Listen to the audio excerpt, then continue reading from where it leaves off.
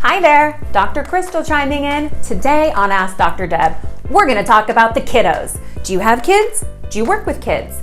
Do you know some kids? Do you even know one child? This episode of our fat shaming series is 7 ways you might be fat shaming kids and you don't even know it. So stay tuned for the details and tips for helping your kids develop a healthy body image. 1. Bashing your body. Have you ever stood in front of the mirror and made comments like, these jeans make me look fat, I have to lose weight before I can wear a bathing suit, I have 3 weeks to lose 15 pounds before this wedding? Your child will quickly get the message that you don't like your body and that berating it is normal and expected. Your kids want to admire and adore you. And when you bash your body, your kids think it's normal, and they also think, if my parent feels that bad about their body, I wonder what they think about mine. So stop saying bad things about your body in front of your kids. Instead, imagine looking in the mirror and saying, I like the way this dress looks on me. I feel beautiful. I feel smart. What a positive message you can send to your kids that emphasize your character instead of your look. If you've always struggled with body image, it may feel like quite a stretch to talk positively about yourself. So start first by letting go of those negative messages. If you can't say anything nice, then don't say anything at all. 2.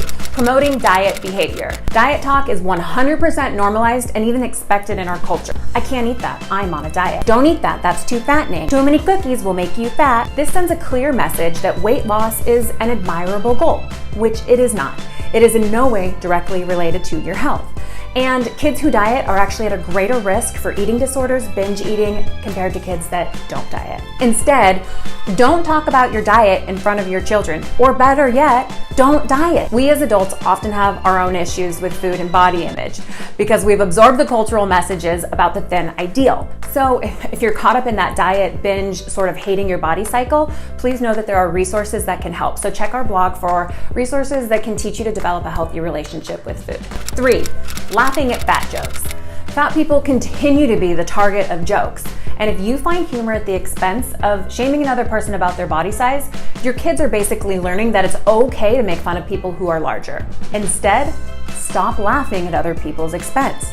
Turn these jokes into a teachable moment to share your values about size diversity with your children.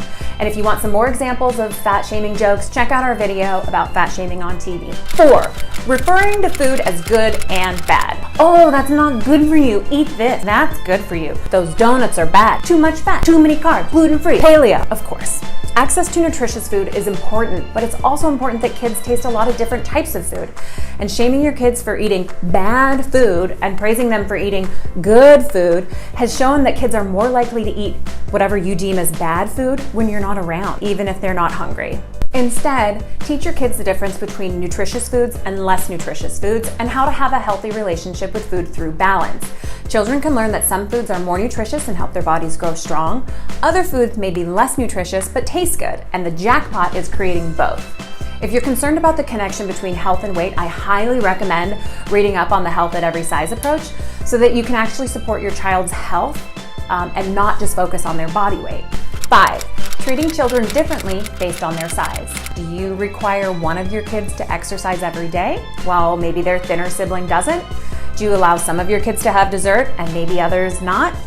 This type of singling out fatter kids leads to feeling shame that lasts a lifetime. First things first, knock it off. Decide what behaviors are age appropriate for your kids and apply them equally to all kids of all sizes. Like, hey, let's all go on a family walk together. Let's all have dessert together. The key is to take the pursuit of weight loss out of the equation. 6. Complimenting or commenting on other people's weight. We've all heard or even made these comments ourselves. You look great. Have you lost weight?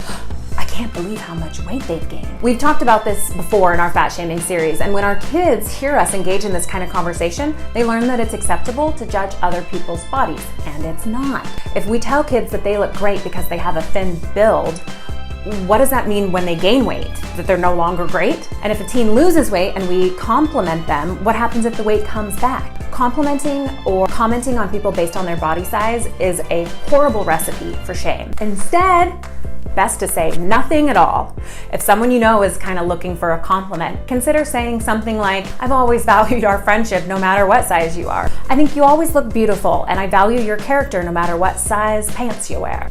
If someone says to you, oh my God, you look so good, have you lost weight? You can reply, what are you talking about? I always look this good, which is my personal favorite. 7, focusing on your child's weight. Are you a fat kid yourself? Do you have fat kids? Ask anyone who was fat as a kid what the adults in their life said about their bodies, and chances are you'll hear things like, you'd be so pretty if you lost weight. No one will want to date you if you're fat. You'll never get a boyfriend looking like that. You have a really pretty face. Shame is insidious, and it's incredibly hurtful when we give children the message that thinness is the only road to becoming happy, because it is not. Instead, compliment their abilities and character. Mention how strong they are when they help you bring in the groceries, and how kind they are to invite a friend over from school, and how creative they are in art class. And if you have to make an appearance-based comment, compliment their cute t-shirt or their hairstyle or a hair clip, but not their body. Let your children know that weight is an aspect of diversity and a simple characteristic, not a behavior.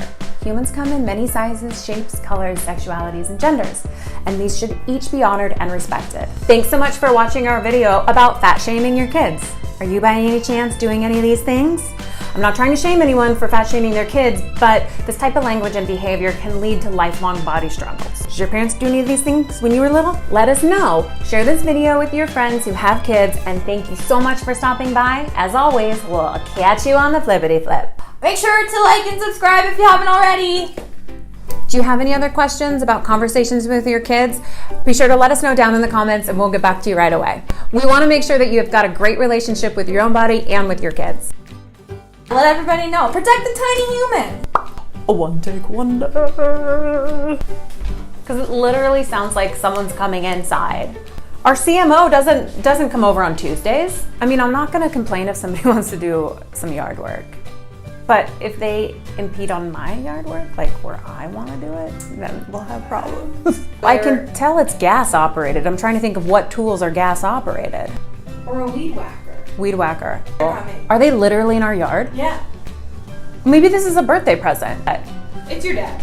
Is it really? Yeah. Okay. And it's a weed whacker. I knew it. It's a... And he's smoking a cigar. No way. No, I've actually really wanted to edge the lawn for like weeks, and I've told him that, Dad, I really want to edge the lawn. Dad! Should I text him and be like, Dad, can you just take a 10-minute break? Well, safety's not an accident. I kind of like blah at the end. Nope. I'm ready. Instead, don't talk to your kids on TV. No, you should treat yourself. The plot thickens. I mean, I'm the talent. Settle down, Scott. That doesn't make sense. That didn't make any sense. Tips.